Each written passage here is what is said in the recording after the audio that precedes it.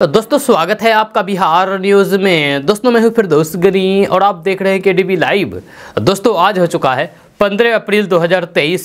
तो आज की पूरे बिहार की टॉप न्यूज़ देख रहे हैं आपके लिए। दोस्तों वीडियो शुरू करने से पहले आपको बता दें कि अगर आप नए आए हैं इस चैनल पर तो फिर चैनल को सब्सक्राइब करके बेल आइकन को प्रेस कर दीजिए और साथ में वीडियो को लाइक कर दीजिए, अपने दोस्तों के साथ शेयर भी कीजिए। तो चलिए शुरू करते हैं आज की पूरे बिहार की टॉप न्यूज़। तो दोस्तों आज बिहार न्यूज में सबसे पहले बात करेंगे कि देश में इन दिनों रमजान का पाक महीना चल रहा है। इस दौरान मुस्लिम समुदाय से आने वाले लोग सुबह से लेकर के शाम तक रोजा रखते हैं। लगभग 1 महीने तक चलने वाले इस रमजान के बाद ईद का विशेष महत्व होता है। इस बीच बिहार में ईद की नमाज अदा करने को लेकर के विशेष तैयारी शुरू कर दी गई है। मिली जानकारी के अनुसार बिहार में ईद की नमाज अदा करने को लेकर के तैयारी शुरू कर दी गई है। बहुत से लोग ये जानना चाहते हैं कि आखिर ईद कब किस तारीख को पड़ रही है। आपको बता दें कि 21 अप्रैल को चांद दिखने और 22 अप्रैल को ईद मनाए जाने की संभावना है। ऐसे में ईद की नमाज अदा करने को लेकर के बिहार में विशेष तैयारी शुरू कर दी गई है। इस बार अगर 29 रोजा होता है तो फिर ईद 22 अप्रैल को मनाई जाएगी। 21 अप्रैल को चांद दिखाई देगा और 22 अप्रैल को ईद मनाई जाएगी। वहीं पर अगर रोजा 30 होता है तो फिर 22 अप्रैल को चांद दिखाई देने के बाद 23 अप्रैल की सुबह ईद मनाई जाएगी। आपको बता दूं कि पाकिस्तान में इस बार 23 मार्च से ही रमजान शुरू हो चुका है। जी हाँ, यानी कि पाकिस्तान और सऊदी अरेबिया में एक ही दिन रमजान शुरू हुआ है। वहीं पर अपने भारत की बात करें तो अपने भारत इंडिया में बिहार में 24 मार्च से रमजान शुरू हुआ है, यानी कि 24 मार्च से रोज़ा शुरू हुआ है। तो ऐसे में पाकिस्तान और हिंदुस्तान के बीच में एक दिन का डिफरेंस है, यानी कि पाकिस्तान में 22 अप्रैल को ईद मनाई जाएगी, वहीं पर हिंदुस्तान में 22 या फिर 23 अप्रैल को ईद मनाई जा सकती है। दोस्तों बात करते हैं कि बिहार के बाजारों में चेन्नई का गुलाब खास आम लोगों के बीच आ चुका है। आपको बता दें कि इस आम के नाम की तरह ही इसका स्वाद भी खास है। यहाँ पर रोज मद्रास से आम आ रहा है। इसमें गुलाब खास के साथ ही पर फुलमेन और बैगनपल्ली भी शामिल है। आपको बता दें कि बिहार में दिल्ली में स्थित आज़ादपुर मंडी का आम आता है, जहां आम के चाहने वालों को अब आम खाने के लिए मई और जून तक का इंतज़ार नहीं करना होगा। आम के प्रेमी अब अप्रैल में ही इसका स्वाद चख सकते हैं। दोस्तों बात करते हैं कि बिहार में जातीय जनगणना का काम युद्ध स्तर पर जारी है। जातीय जनगणना का दूसरा चरण 15 अप्रैल से शुरू होगा, जो कुल 1 महीना यानी कि 15 मई तक चलेगा। दूसरा चरण में परिवार के मुखिया से 17 प्रकार के सवाल पूछे जाएंगे, जहां ऐप के माध्यम से प्रश्नों का जवाब भरा जाएगा। इसको लेकर के कोड तक जारी कर दिया गया है, जब लोगों से घर घर जाकर के ये 17 तरह के सवाल पूछने की जिम्मेदारी बिहार के शिक्षकों को दी गई है। लेकिन बिहार के नियोजित शिक्षकों ने 15 अप्रैल से शुरू होने वाले दूसरे चरण की जनगणना खुद से अलग रखने का फैसला किया है। नियोजित शिक्षकों ने जातीय जनगणना का बहिष्कार करने का ऐलान किया है। यह शिक्षक संघ ने 24 घंटे की मोहलत नीतीश सरकार को दी है।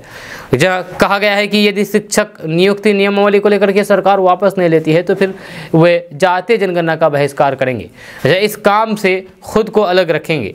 शिक्षक संघ का कहना है कि बिहार सरकार उनके साथ नाइंसाफी कर रही है, लोगों को ठगने का काम कर रही है। आपको बता दो कि नीतीश कैबिनेट की बैठक में सरकार ने नई शिक्षक भर्ती नियमावली 2023 को मंजूरी दे दी है। यह शिक्षा विभाग ने इसको लेकर के अधिसूचना भी जारी कर दी है। इसके साथ ही अब बिहार में पहली कक्षा से लेकर के 12वीं कक्षा तक के शिक्षकों की बहाली बीपीएससी के माध्यम से होगी। अब बिहार लोक सेवा आयोग ही परीक्षा लेगा, यानी कि बीपीएससी के द्वारा भी परीक्षा लिया जाएगा। लेकिन इस नियमावली का विरोध टीईटी और एसटीईटी पास अभ्यर्थी शिक्षक लगातार कर रहे हैं। यह पटना से लेकर के विभिन्न जिलों में भी वे सरकार की इस नियमावली के खिलाफ में विरोध कर रहे हैं। शिक्षकों का कहना था कि जब भी शिक्षकों के अधिकार और फिर वेतन वृद्धि की बात सामने आती है तो सरकार नई शिक्षक भर्ती नियमावली थोप देती है। इस बार भी नीतीश सरकार ने कुछ ऐसा ही किया है। नियोजित शिक्षकों को राज्यकर्मी का दर्जा दिए जाने की बात पहले भी कही गई थी, लेकिन ऐसा नहीं हुआ। अब सरकार फिर से शिक्षक नियमावली थोप करके मामले को ठंडे बस्ते में डालना चाहती है। दोस्तों बात करते हैं कि विपक्षी पार्टियों को एकजुट करने के लिए मुख्यमंत्री नीतीश कुमार का दिल्ली दौरा समाप्त हो गया है। कल मुख्यमंत्री नीतीश कुमार दिल्ली से पटना वापस पहुंचे, जहां उनके साथ जेडीयू के राष्ट्रीय अध्यक्ष ललन सिंह भी थे। पटना पहुंचते ही मुख्यमंत्री नीतीश कुमार मीडिया से बात की। मुस्कुराते हुए उन्होंने कहा कि आप लोग चिंता मत कीजिए, सब कुछ ठीक हो रहा है। उन्होंने कहा कि सभी लोगों को मालूम है कि मुलाकात हमारी हुई है, यह कोई नई बात नहीं है, हम लोग जानते हैं, बैठ करके बातचीत कर चुके हैं। नीतीश कुमार ने कहा है कि हम लोगों का प्रयास एकजुटता का है और सब लोगों ने अपने अपना स्टेटमेंट दे दिया है। जब हम गए हैं, बहुत पार्टी से बातचीत हुई है और बाकी अन्य पार्टियों के साथ चर्चा हो रही है। इसके बाद एकजुट होना है, इस पर निर्णय लिया जाएगा। दोस्तों, बात करते हैं कि बिहार सरकार की नई शिक्षक भर्ती नियमावली पर सियासत तेज हो गई है। जहां राज्य की मुखिया विपक्षी दल भाजपा ने नियमावली को लेकर के सवाल खड़े किए हैं। जहां पार्टी के वरिष्ठ नेता नवल किशोर यादव ने बिहार सरकार पर हमला बोला है। भाजपा नेता ने कहा है कि नई शिक्षक भर्ती नियमावली शिक्षकों के हितों के खिलाफ है। नवल किशोर यादव ने कहा है कि एक ही विद्यालय में 3 तरह के शिक्षक होंगे, उनके लिए 3 नियमावली भी होगी। सरकार का ये कैसा फरमान है। नवल किशोर यादव ने कहा है कि मैं इस छलावा नियमावली का पुरजोर विरोध करता हूं। इसके लिए सड़क से लेकर के सदन तक शिक्षकों के साथ खड़ा रहूंगा। सरकार को हर हाल में नई शिक्षक भर्ती नियमावली को वापस लेना होगा, नहीं तो अभ्यर्थी और फिर शिक्षक सड़क से लेकर के सदन तक हंगामा करेंगे। सरकार की ईंट से ईंट बजा दी जाएगी। मुख्यमंत्री के लिए बिहार में भ्रमण करना भी मुश्किल होगा। भाजपा नेता ने कहा है कि नई नियमावली पूर्व से कार्यरत शिक्षकों के साथ धोखा है। यह टीईटी एसटीटी पास अभ्यर्थियों के लिए भी छलावा है। जब पूर्व से कार्यरत शिक्षक सरकार से उम्मीद लगाए बैठे थे कि नई नियमावली के साथ ही उन्हें राज्यकर्मी का दर्जा मिल जाएगा। दोस्तों, 1951 में बाबा साहेब अम्बेडकर पटना आए हुए थे। जी हाँ, पटना के अंजुमन इस्लामिया हॉल में अपनी पहली और अंतिम बिहार यात्रा के दौरान बाबा साहेब भीमराव अम्बेडकर ने आयोजित सभा में कहा था कि सामाजिक अत्याचार के खिलाफ नौजवानों को संघर्ष करना होगा, तभी अन्याय और अत्याचार मिटेगा। बाबा साहेब भीमराव अम्बेडकर ने कहा था कि सामाजिक न्याय की मशाल जल चुकी है। हर एक युवक और युवतियां नई सामाजिक क्रांति के प्रकाश स्तंभ है। इस विश्वास के साथ आगे बढ़ो कि नए समाज और भारत का तुम्हें नव निर्माण करना है, क्योंकि तुम्हारे लिए कोई दूसरी व्यवस्था का निर्माण नहीं करेगा। डॉक्टर भीमराव अंबेडकर 6 नवंबर 1951 की सुबह विमान से पटना पहुंचे थे। उनके साथ डॉक्टर सवित्रा अंबेडकर और फिर पीएन राजभोज थे। उसी दिन पटना के गांधी मैदान में उनकी सभा हुई।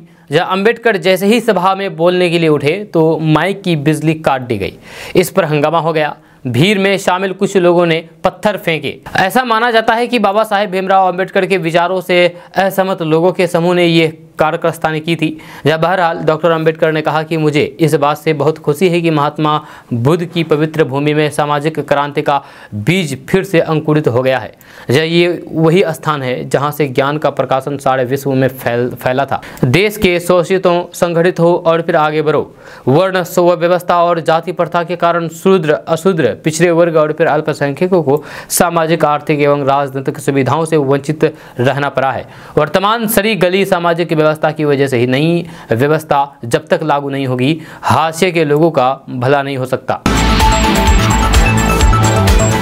दोस्तों, बात करते हैं कि मौसम का मिजाज लगातार बदल रहा है। देश के कई राज्य भीषण गर्मी की चपेट में हैं। जब मौसम विभाग ने 4 राज्यों में भीषण गर्मी के साथ लू की चेतावनी जारी की है। जहां मौसम विभाग ने कहा है कि पश्चिम बंगाल के मैदानी हिस्से, उड़ीसा, आंध्र प्रदेश और बिहार के कुछ भागों में अगले 3 से 4 दिनों तक लू की चेतावनी जारी की है। इससे पहले अप्रैल की शुरुआत में मौसम विभाग ने उत्तर पश्चिम के कुछ भाग और फिर प्रायद्वीप क्षेत्र को छोड़कर के देश के अधिकतर हिस्सों में अप्रैल से जून तक अधिकतम तापमान सामान्य से ऊपर रहने का पूर्वानुमान जताया था। इस अवधि के मध्य पूर्व और फिर उत्तरी पश्चिमी भारत के ज्यादातर हिस्सों में सामान्य से ज्यादा दिनों तक लू चलने की भी आशंका है। दोस्तों, बात करते हैं कि बिहार में तपती गर्मी का दौर शुरू हो गया है। जहां राजधानी पटना का अधिकतम तापमान 42 डिग्री के करीब पहुंच गया है। मौसम विभाग ने 15 अप्रैल से हीट वेव की चेतावनी जारी कर दी है। इस बीच अब इस बढ़ती गर्मी को लेकर के राजधानी पटना के स्कूलों में की टाइम टेबल में बदलाव कर दिया गया है।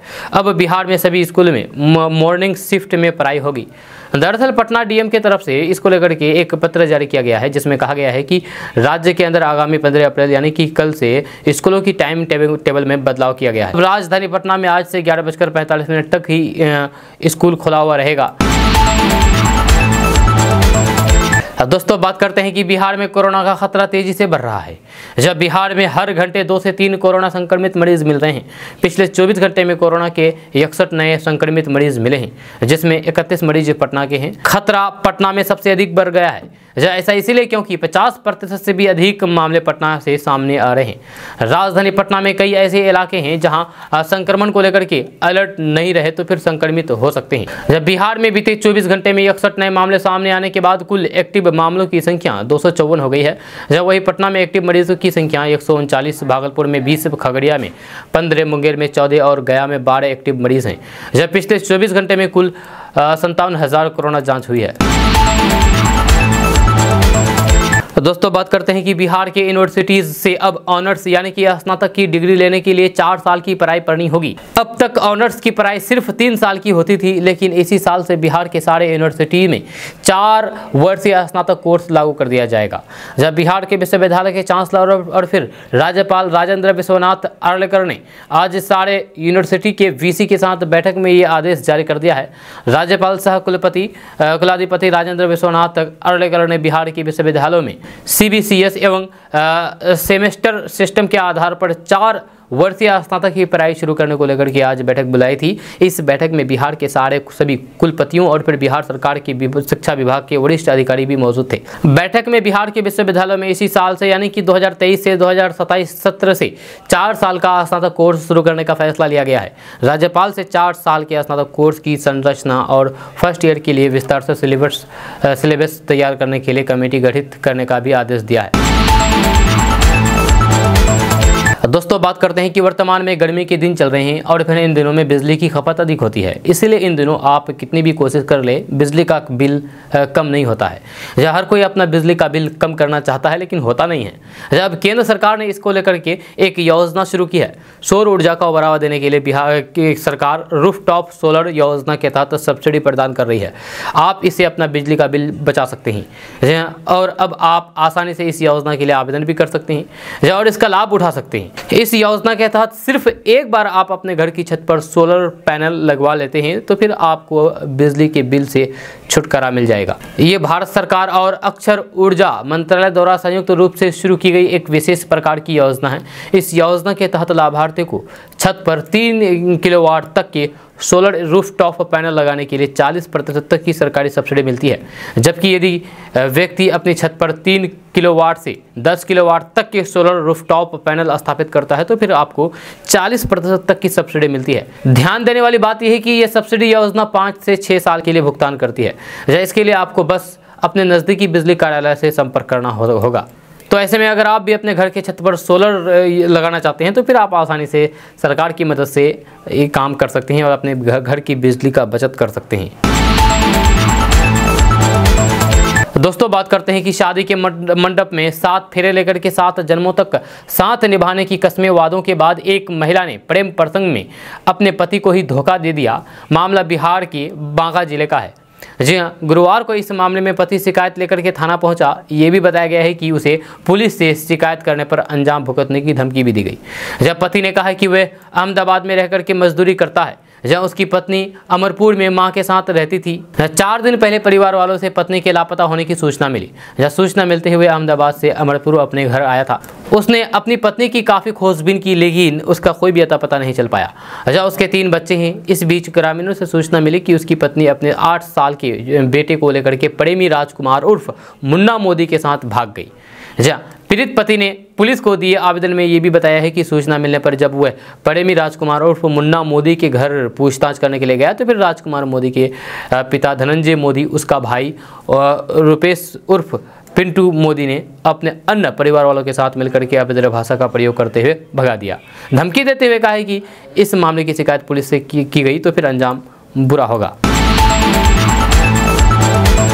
दोस्तों बात करते हैं कि जन सुराज अभियान यात्रा पर निकले प्रशांत किशोर बिहार के वैशाली जिले में हैं। चुनावी रणनीतिकार से नेता बनने की तैयारी कर रहे प्रशांत किशोर ने वैशाली में एक सभा को संबोधित करते हुए कहा कि लोकतंत्र में आप जिसके लिए वोट करते हैं वह देर से ही सही लेकिन आपको मिलता है, लेकिन आप जिसके लिए वोट नहीं करते हैं वह नहीं मिलता है। प्रशांत किशोर ने कहा है कि अपने 5 किलो मुफ्त अनाज के लिए वोट किया, 5 किलो ना ही सही 4 किलो अनाज लोगों को मिल रहा है।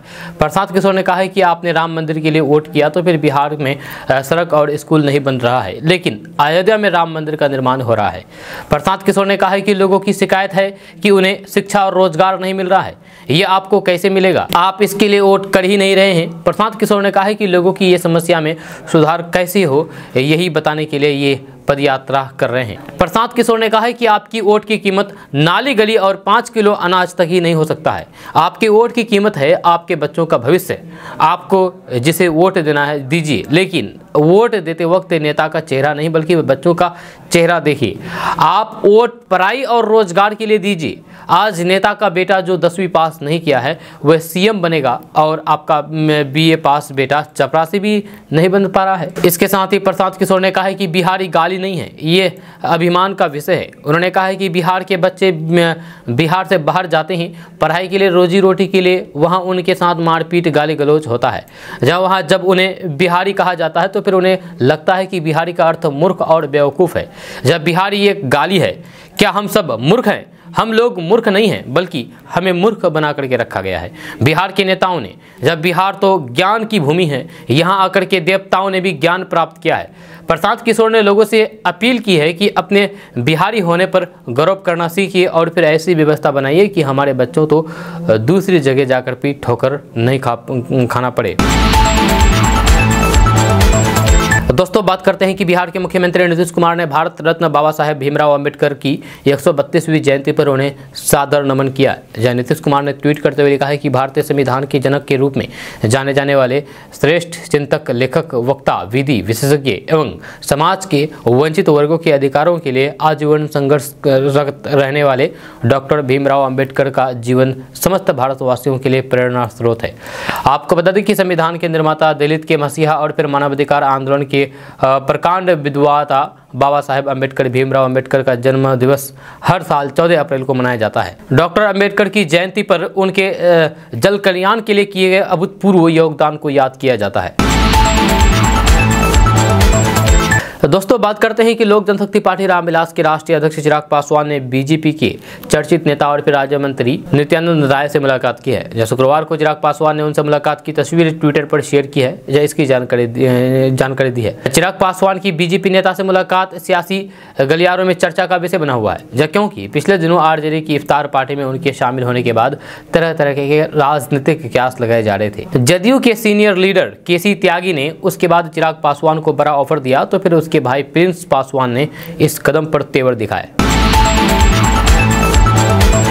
दोस्तों बात करते हैं कि बिहार बीजेपी के प्रदेश अध्यक्ष सम्राट चौधरी ने खुल करके ऐलान कर दिया है कि बिहार में अपराधियों का मनोबल लगातार बढ़ता जा रहा है, इसलिए बिहार में भाजपा की सरकार बनी तो फिर अपराधियों का इनकाउंटर होगा, जहां उन्हें घर से निकलने नहीं देंगे। बिहार में कोई भी अपराधी बाहर नहीं निकलेगा, इस बात की मैं इसकी गारंटी लेता हूं। ये बातें बिहार भाजपा प्रदेश अध्यक्ष एवं कार्यक्रम में कही है। जब वहीं दूसरी ओर नेता प्रतिपक्ष विजय कुमार सिन्हा ने भी सरकार पर हमला बोलते हुए कहा है कि बिहार में अपराध और अपराधियों के दमन के लिए बिहार में भी बुलडोजर वाले शासन की जरूरत है। सम्राट चौधरी यहीं पर नहीं रुके, उन्होंने असदुद्दीन ओवैसी पर भी निशाना साधा है। उन्होंने कहा है कि असदुद्दीन ओवैसी जैसे नेता जो सिर्फ मुसलमानों की ही बात करते हैं, वह दहशतगर्द और अपराध में भी अपने मजहब को ढूंढ लेते हैं। सम्राट चौधरी ने झांसी में माफिया अतीक अहमद के बेटे असद और फिर मोहम्मद गुलाम के इनकाउंटर पर सवाल उठाने वाले नेताओं को आगाह करते हुए कहा है कि इनकाउंटर उत्तर प्रदेश के झांसी में हुआ है, लेकिन तुष्टिकरण की राजनीति करने वाले कई नेता घायल हो गए हैं। उत्तर प्रदेश के झांसी में उमेश पाल हत्याकांड के आरोपी असद अहमद और फिर शूटर गुलाम के इनकाउंटर पर भाजपा फायरब्रांड नेता और फिर केंद्रीय मंत्री गिरिराज सिंह ने नीतीश कुमार को नसीहत दे डाली है। उन्होंने कहा है कि बिहार के मुख्यमंत्री नीतीश कुमार को योगी आदित्यनाथ से सीख लेनी चाहिए। गिरिराज सिंह ने कहा है कि अगर कानून व्यवस्था को देखना हो या फिर सामान्य नागरिक अपने आप को सुरक्षित कैसे महसूस करता है ये देखना हो तो फिर बिहार के मुख्यमंत्री नीतीश कुमार को योगी से सीखना चाहिए। गिरिराज सिंह ने नीतीश कुमार पर तंज कसते हुए कहा है कि नीतीश कुमार का अब बस राजनीतिक दुर्गति होना बाकी रह गया है, जो इस बार पूरी हो जाएगी। दोस्तों बात करते हैं कि बिहार में अवैध संपत्ति अर्जित करने वाले अधिकारियों, अपराधियों, माफियाओं और फिर नक्सलियों की अब खैर नहीं है। अब ऐसे लोगों को अवैध संपत्ति जब्त करने के लिए इसकी पूरी फहरिस्त अपडेट करके ईडी को भेज दी गई है। ईओयू ने राज्य के अंदर कुल 142 अपराधियों के खिलाफ prevention of money laundering act के अंतर्गत कार्रवाई करके संपत्ति जब्त करने के लिए ये प्रस्ताव ईडी को भेजा है। दरअसल इस लिस्ट में 30 से अधिक नाम शराब माफियाओं या फिर तस्करों की हैं, जबकि आधा दर्जन नाम दूसरे राज्यों से पकड़े गए शराब माफियाओं या फिर सप्लायर की हैं, जिन्हें दूसरे स्थानों से अरेस्ट किया गया है। जहां इसके अलावा आय से अधिक संपत्ति मामले में पकड़े गए कुछ अधिकारी भी शामिल है। जहां इन लोगों पर पहले ही राज्य की जांच एजेंसियां EOU या फिर विशेष निगरानी इकाई के स्तर से शिकंजा कसा जा चुका है। दोस्तों बात करते हैं कि बैसाखी का त्यौहार न सिर्फ पंजाब और हरियाणा में मनाया जाता है, बल्कि देश के बाकी हिस्सों में भी इसे अलग अलग रूपों में मनाया जाता है। जब पंजाब में जहां पकी हुई फसल को काटने की तैयारी में किसान जुटे हुए होते हैं, वहीं असम में किसान अपनी पकी फसल को काट करके जश्न मनाते हैं। आपको बता दूं कि असम में इसे बिहू, बंगाल में पोइला बैसाख, बिहार में बिसुआ जैसे नामों से जाना जाता है। वहीं बैसाखी को बसुआ भी कहते हैं। तो फिर आइए जानते हैं कि किन राज्यों में कैसे मनाते हैं बैसाखी पर्व। बैसाखी पर्व पंजाब और हरियाणा में बड़े ही धूमधाम से मनाया जाता है। सिख समुदाय के लिए बैसाखी खास महत्व रखता है। दरअसल इसी दिन से सिख नव वर्ष की शुरुआत होती है। जहाँ हर साल मेष क्रांति के दिन बैसाखी का त्यौहार मनाया जाता है। जहाँ इस साल मेष क्रांति 14 अप्रैल को है। जब नई फसल के स्वागत में किसान बड़े ही हर्ष और उल्लास के साथ ढोल बजा करके ये त्यौहार मनाते हैं। बैसाखी को असम में बोहाग बिहू के नाम से जानते हैं, जो 14 अप्रैल से एक हफ्ते तक मनाया जाता है। दोस्तों बात करते हैं कि पिछले एक सप्ताह से बिहार में गर्मी का कहर लगातार बढ़ता जा रहा है। मौसम विभाग के पूर्वानुमान के अनुसार अगले 4 दिनों में अधिकतम तापमान में वृद्धि होगी और 44 डिग्री तक अधिकतम तापमान पहुंच सकता है। जब पछुआ हवा के कारण लू ने कहर ढाना शुरू कर दिया है। जब पटना मौसम विज्ञान केंद्र के पूर्वानुमान के अनुसार इस महीने में तपती गर्मी का असर मध्य और फिर दक्षिण बिहार के अधिकांश हिस्सों में सामान्य से अधिक होगी। जब बिहार में शनिवार से सोमवार यानी कि 15 से 17 अप्रैल तक लू की स्थिति रहेगी। जब पटना मौसम विज्ञान केंद्र के अनुसार 20 अप्रैल तक राज्य में हीट वेव की स्थिति रह सकती है। पिछले 24 घंटे में पटना में अधिकतम तापमान 41.5 डिग्री रिकॉर्ड किया गया है। जब पटना मौसम विज्ञान केंद्र ने शनिवार को जमुई और फिर बांका, रविवार को राज्य के पूर्व और फिर दक्षिण मध्य हिस्सों में लू का अलर्ट जारी किया गया है। वहीं सोमवार को राज्य के दक्षिण हिस्सों में लू की स्थिति को लेकर के येलो अलर्ट जारी किया गया है। भारतीय मौसम विभाग के अनुसार अगले 3 से 4 दिनों के दौरान गंगीय बिहार समेत पश्चिम बंगाल, ओडिशा और फिर आंध्र प्रदेश में लू चल सकती है। दोस्तों बात करते हैं कि बिहार के पूर्व उप मुख्यमंत्री एवं भारतीय जनता पार्टी यानी कि भाजपा के राज्यसभा सदस्य सुशील कुमार मोदी ने कहा कि मुख्यमंत्री नीतीश कुमार राष्ट्रीय स्तर पर भ्रष्टाचारियों को एकजुट करने में लगे हुए हैं, लेकिन सब मिलकर भी 2024 के लोकसभा चुनाव में ईमानदार प्रधानमंत्री नरेंद्र मोदी का सामना नहीं कर पाएंगे।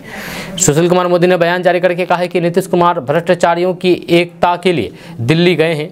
उन्होंने शुरुआत चारा घोटाले में सजा याफ्ता लालू प्रसाद यादव से आशीर्वाद लेकर के की और फिर अरविंद केजरीवाल से मिले, जिनकी सरकार के 2 मंत्री जेल में हैं। उन्होंने कहा कि नीतीश कुमार नौकरी के बदले जमीन घोटाले में चार्जशीटेड है। तेजस्वी प्रसाद यादव को साथ लेकर के राहुल गांधी से मिले, जो नेशनल हेराल्ड मामले में आरोपी हैं। भाजपा सांसद ने कहा है कि देश के सारे भ्रष्टाचारी मिलकर के भी ईमानदार प्रधानमंत्री नरेंद्र मोदी का मुकाबला नहीं कर सकते हैं। कांग्रेस डूबता हुआ जहाज है। उन्होंने कहा है कि गुलाम नबी आजाद से लेकर के पूर्व रक्षा मंत्री की पुत्र अनिल एंथनी तक कांग्रेस छोड़ चुके हैं। राजस्थान, छत्तीसगढ़ और कर्नाटक में पार्टी विद्रोह का सामना कर रही है। दोस्तों बात करेंगे कि लोकसभा चुनाव में प्रधानमंत्री नरेंद्र मोदी के सामने विपक्ष की ओर से प्रधानमंत्री पद के उम्मीदवार पर जदयू के वरिष्ठ नेता एवं वित्त मंत्री विजय कुमार चौधरी ने बड़ा बयान दिया है। विजय कुमार चौधरी ने गुरुवार को कहा कि भाजपा कहती है कि पीएम पद पर वैकेंसी नहीं है, ऐसे में पहले हम लोग प्रधानमंत्री पद की रिक्त बनाएंगे, जहाँ इसके बाद नए पद धारक के नाम का चयन तो आसान काम है। विजय कुमार चौधरी ने कहा है कि विपक्षी एकजुटता को लेकर के जो कवायद हो रही है, उसके लिए अभी किसी को संयोजक बनाए जाने की कोई भी हड़बड़ी नहीं है। विपक्ष की एकजुटता को लेकर के नीतीश कुमार की मुहिम के तहत विजय कुमार चौधरी भी मुख्यमंत्री के साथ दिल्ली गए थे। वित्त मंत्री ने कहा है कि संयोजक के पद की चर्चा को लेकर के किसी को परेशान होने की जरूरत नहीं है। यह महत्वपूर्ण है कि विपक्ष की एकजुटता को लेकर के दिल मिल रहे हैं। उन्होंने कहा है कि आगे देश और बिहार के लोगों को इत्मीनान रखना चाहिए कि विपक्ष पूरी एकजुटता के साथ प्रधानमंत्री पद के लिए रिक्ति बनाने का काम करेगा। आपको बता दें कि मुख्यमंत्री नीतीश कुमार गुरुवार को देर शाम दिल्ली यात्रा से बिहार लौट आए हैं, जहां वे मंगलवार को दिल्ली गए थे। दिल्ली से लौटने के बाद मुख्यमंत्री नीतीश कुमार ने मीडिया से बातचीत की। सीएम नीतीश कुमार ने कहा है कि विपक्ष की एकजुटता के प्रयास को लेकर के सभी लोग अपनी बात कह चुके हैं। ये अच्छी बात है। आगे भी इस बारे में बैठक की जाएगी और निर्णय लिया जाएगा। दोस्तों बात करते हैं कि राजद प्रमुख लालू प्रसाद यादव अभी सिंगापुर नहीं जाएंगे, जहां उनका प्लान बदल गया है। जहां किडनी ट्रांसप्लांट के बाद सेहत पहले से बेहतर है और फिर वे अपने अगले माह सिंगापुर जा सकते हैं, जहां उनकी सेहत पर लगातार नजर रखी जा रही है और वे चिकित्सीय देखरेख में हैं। दिल्ली के चिकित्सकों ने स्थानीय स्तर पर उनके स्वास्थ्य की जांच करके रिपोर्ट सिंगापुर के चिकित्सकों को भेजी थी, जहां इस रिपोर्ट के अनुसार लालू प्रसाद अभी सिंगापुर नहीं जाएंगे। 13 अप्रैल को सिंगापुर चिकित्सीय जांच के लिए उनके जाने की संभावना पूर्व में जताई गई थी। इधर आरजेडी चीफ लालू प्रसाद यादव का दिल्ली में रहना मुश्किल माना जा रहा है, क्योंकि मिशन 2024 को लेकर के विपक्षी एकता की मुहिम अभी रेस में है। जहाँ दिल्ली में नीतीश कुमार की नेताओं से मुलाकात में लालू प्रसाद यादव की अहम भूमिका रही है। राजद के विश्वस्त सूत्र ने बताया है कि चिकित्सकों की सलाह के बाद ही लालू प्रसाद सिंगापुर के लिए रवाना होंगे। जहां उप मुख्यमंत्री तेजस्वी यादव ने अपने दिल्ली प्रवास के दौरान सिंगापुर में किडनी का ट्रांसप्लांट कराने वाले चिकित्सकों के साथ लालू प्रसाद की स्वास्थ्य रिपोर्ट के आधार पर विमर्श किया है। जहां सिंगापुर के चिकित्सकों ने अभी वहां आने की स्वीकृति नहीं दी है। इस वजह से लालू प्रसाद यादव अभी सिंगापुर नहीं जा रहे हैं। दोस्तों बात करेंगे कि बिहार के मुख्यमंत्री नीतीश कुमार ने कांग्रेस अध्यक्ष मल्लिकार्जुन खड़गे और वरिष्ठ नेता राहुल गांधी के साथ दिल्ली के अपने समक्ष अरविंद केजरीवाल और अन्य विपक्षी नेताओं से मुलाकात की है और 2024 के लोकसभा चुनाव में भाजपा को चुनौती देने के लिए विपक्ष को एकजुट करने की योजना पर काम कर रहे हैं। उनकी पार्टी जदयू ने ये बात कही है। जदयू के वरिष्ठ नेता केसी त्यागी ने गुरुवार को कहा कि विपक्षी एकता के लिए 2024 का नीतीश फॉर्मूला 1 सीट 1 कैंडिडेट है, जब ये देश में लागू हो गया है। यह सभी विपक्षी दलों के साथ चर्चा पूरी हो गई है और इसका परिणाम जल्द ही दिखाई देगा। उन्होंने कहा कि ममता बनर्जी, अरविंद केजरीवाल और के चंद्रशेखर राव के साथ क्या हुआ, इस बारे में कुछ मुद्दे मीडिया में आ रहे हैं और फिर इन्हें जल्द ही सुलझा लिया जाएगा। अरविंद केजरीवाल भले ही नीतीश कुमार की पहल को पूरा समर्थन दे चुके हैं। नीतीश कुमार के सबसे करीबी माने जाने वाले बिहार के वित्त मंत्री विजय कुमार चौधरी ने कहा कि मीडिया हमेशा पूछता है कि विपक्षी दलों का पीएम चेहरा कौन होगा। इस सवाल के पीछे का विचार पहल को पटरी से उतारना है। भाजपा ने हमेशा ये दावा किया है जब देश में प्रधानमंत्री के लिए कोई वैकेंसी नहीं है, हम उन्हें भरोसा दिलाएंगे कि हम वैकेंसी क्रिएट करेंगे। भाजपा वर्षों से देश में केवल 37% वोटों के साथ शासन कर रही है। जब वोटों के विभाजन के कारण विपक्षी दल एक दूसरे के खिलाफ चुनाव लड़ रहे हैं। अब एक सीट एक उम्मीदवार का फॉर्मूला अगर लागू हो जाता है तो फिर देश में भाजपा विरोधी दलों वोटों का बंटवारा कम हो सकता है। दोस्तों बात करेंगे कि बिहार में ऐसे आईएएस अधिकारी हैं जो कभी शहर में रिक्शा से घूमते हैं तो कभी चौराहे पर गोलगप्पा खाते हैं। इतना ही नहीं, ये अधिकारी जमीन पर बैठ करके एक सब्जी वाले से खरीदारी में मोल भाव भी करते हुए नजर आते हैं। उनका नाम है डॉक्टर एस सिद्धार्थ। अब ये आईएएस अधिकारी अपने बचपन का शौक पूरा करने के लिए फ्लाइंग की ट्रेनिंग भी ले रहे हैं और अब इन्हें ट्रेनिंग लाइसेंस भी मिल गया है। इसके साथ ही ये बिहार झारखंड के इकलौते ऐसे अधिकारी हैं जिन्हें फ्लाइंग लाइसेंस मिला हुआ है। दरअसल बिहार सरकार में वित्त विभाग और कैबिनेट के अपर मुख्य सचिव के साथ साथ मुख्यमंत्री के प्रधान सचिव जैसे महत्वपूर्ण पदों की जिम्मेदारी निभाते हुए आईएएस अधिकारी डॉक्टर एस सिद्धार्थ फ्लाइंग की ट्रेनिंग ले रहे थे। अब इनकी ट्रेनिंग पूरी हो गई है और इन्हें सर्टिफिकेट दे दिया गया है, जिसके बाद इस आईएएस अधिकारी ने कहा है कि मेरा बचपन का सपना रहा पायलट बनने का। जहाँ बचपन में खिलौने वाले एरोप्लेन को लेकर के उसे बड़े आशा से देखा करते थे कि वो उड़ेगा। इसी दौरान मुझे पायलट बनने का शौक आया था। आज मुझे लाइसेंस मिलने के बाद लगा कि मेरा सपना साकार हो गया है। दोस्तों बात करते हैं कि बिहार के भागलपुर में लोगों को जल्द ही सस्ता रसोई गैस मिलेगा।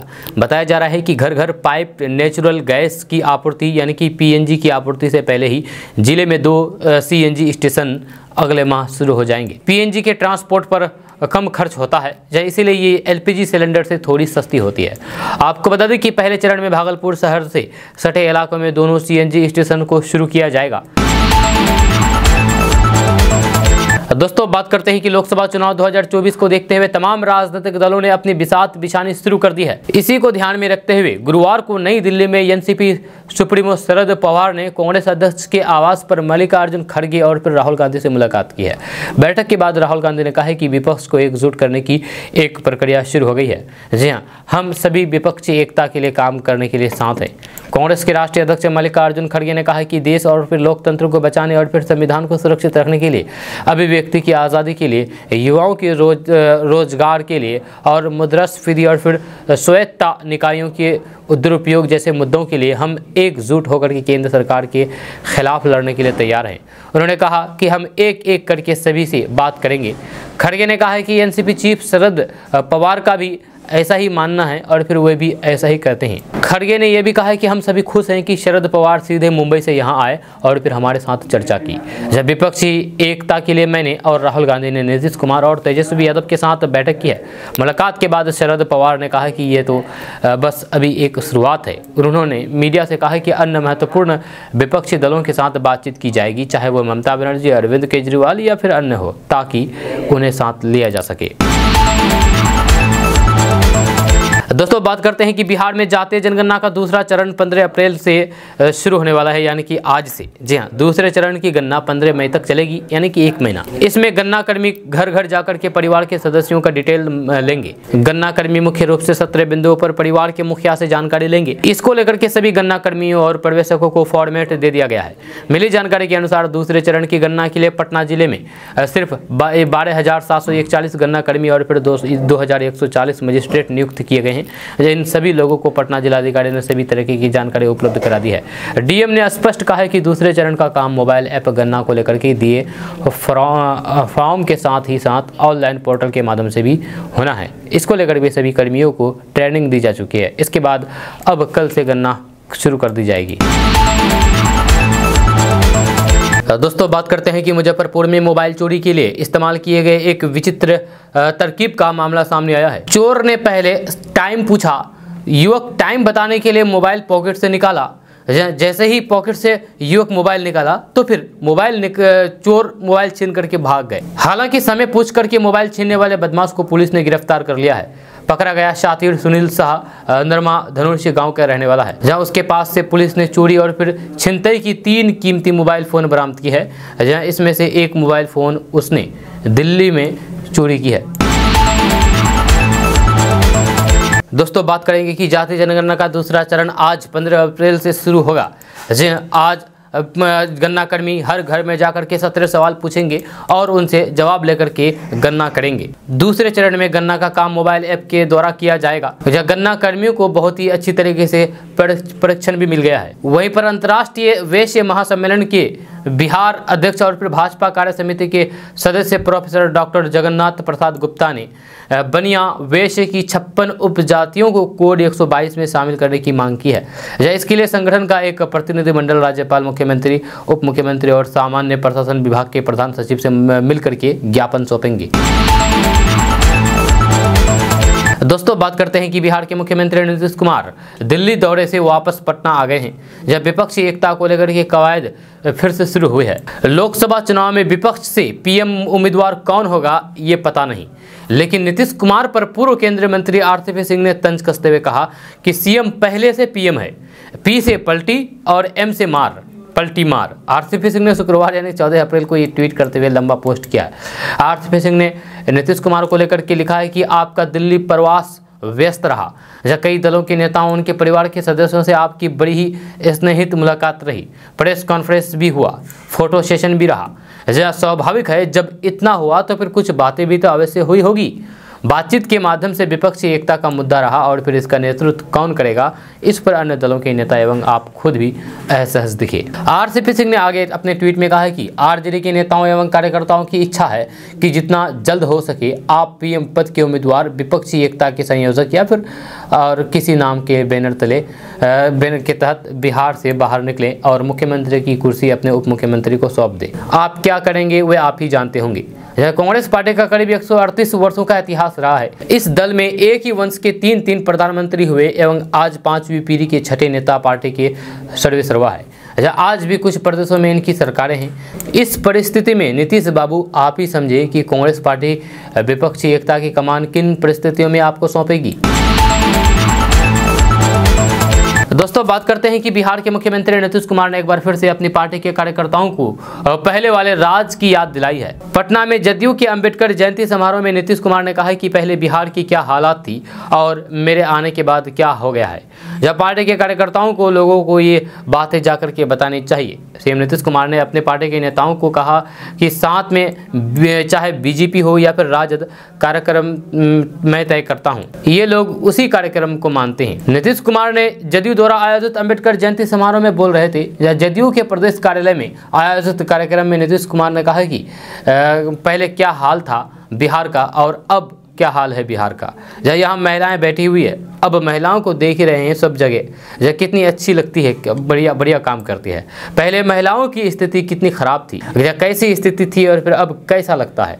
कोई इन बातों को याद करेगा कि अब क्या किया गया और किसने सबके साथ उत्थान के लिए काम किया है। गरीब गुरबा लोगों का आप हाल देख लीजिए। गाँव में जो लोग रहता था पहले क्या हालात थी, अब सबकी स्थिति कैसी हो गई है। नीतीश कुमार ने अपनी पार्टी के नेताओं से कहा है कि हम लोग कितना काम किए हैं, इसकी चर्चा लोगों के बीच जाकर के ज़रूर करिएगा। जब पहले कितने लोग पढ़ते थे, अब कितने लोग पढ़ रहे हैं। जब पहले क्या हालात थी और अब क्या हालात है। राज्य सरकार ने जो कुछ किया है उसमें कुछ केंद्र से नहीं हुआ है। दोस्तों बात करते हैं कि संविधान निर्माता डॉक्टर भीमराव अंबेडकर को वंचितों, गरीबों और फिर शोषितों का मसीहा बनाने में एक राजा की महत्वपूर्ण भूमिका रही है। जब बड़ौदा के तत्कालीन महाराजा सयाजीराव गायकवाड़ ने अंबेडकर की उस वक्त मदद की जब उनके सामने आगे पढ़ाई करने का संकट खड़ा हो गया था। तो आइए अभी हम आपको बताते हैं कि बड़ौदा के राजा ने एक दलित को कैसे करोड़ों लोगों का मसीहा बना दिया है। जब महाराजा के अंबेडकर के साथ हमेशा मधुर संबंध रहे हैं। अंबेडकर का दलितों के उत्थान में बहुत बड़ा हाथ है। जब वही महाराज ने अंबेडकर को अपना उद्देश्य पूरा करने में पूरी मदद की है। अंबेडकर का जीवन गरीबी में बीता था। जब इसी के साथ उन्होंने बचपन से जाति के आधार पर काफ़ी भेदभाव झेला था। अंबेडकर जब युवा थे और वे उच्च एजुकेशन के लिए विदेश जाना चाहते थे, लेकिन उनके पास पैसे नहीं थे। ऐसे में कोलंबिया यूनिवर्सिटी से पढ़ाई करने में बड़ौदा के तत्कालीन महाराजा सयाजीराव गायकवाड़ तृतीय ने उनकी आर्थिक मदद की थी। अंबेडकर ने साल 1913 में विदेश में पढ़ाई करने के लिए उनके पास आर्थिक मदद का आवेदन भेजा था। जब उनके आवेदन को स्वीकार करते हुए उन्होंने अंबेडकर को सालाना स्कॉलरशिप देने का फैसला किया। इस तरीके से अंबेडकर का विदेश में पढ़ने का सपना साकार हुआ। अंबेडकर जब कोलंबिया यूनिवर्सिटी से पढ़ाई करने के बाद भारत लौटे तो फिर बड़ौदा के महाराजा ने उन्हें बड़ौदा राज्य के लेजिस्लेटिव असेंबली का सदस्य बनाया। बड़ौदा के राजा को उस समय के शासकों में सबसे बड़ा समाज सुधार माना जाता था। अंबेडकर पर भी उसका काफी प्रभाव पड़ा। संविधान के निर्माण के समय अंबेडकर की सोच में भी ये नजर आया। दरअसल महाराज ने अपने शासनकाल के दौरान राज्य में अनुसूचित जाति के लोगों के चुनाव लड़ने का कानून बनाया। इसके अलावा उन्होंने आर्थिक तौर पर कमजोर लोगों के साथ साथ महिलाओं और फिर पिछड़े वर्ग के लिए कई योजनाएं चलाई। बड़ौदा के महाराजा सयाजीराव गायकवाड़ का निधन आज़ादी से 8 साल पहले यानी कि साल 1939 में हो गया था, लेकिन जब तक वे जिंदा रहे उनके भारत रत्न डॉक्टर भीमराव अंबेडकर के साथ काफ़ी मधुर संबंध रहे। उन्होंने साल 1875 से लेकर के 1939 तक बड़ौदा का शासन संभाला। जब उन्होंने अपने शासनकाल में महिलाओं की शिक्षा के कई कदम उठाए। जब उनके समय लड़कियों के लिए प्राइमरी एजुकेशन फ्री थी। जब उन्होंने अपने शासनकाल में लड़कियों के लिए कई स्कूलों का निर्माण करवाया था। दोस्तों आज का न्यूज़ बस ये तक। कैसा लगा नीचे कमेंट बॉक्स में कमेंट करके जरूर बताइएगा। अगर आप नए आए हैं इस चैनल पर तो फिर चैनल को सब्सक्राइब करके बेल आइकन को प्रेस कर दीजिए और साथ ही वीडियो को लाइक कर दीजिए, अपने दोस्तों के साथ शेयर भी कीजिए। तो चलिए मिलते हैं फिर नेक्स्ट वीडियो के साथ। तब तक के लिए जय हिंद, जय बिहार।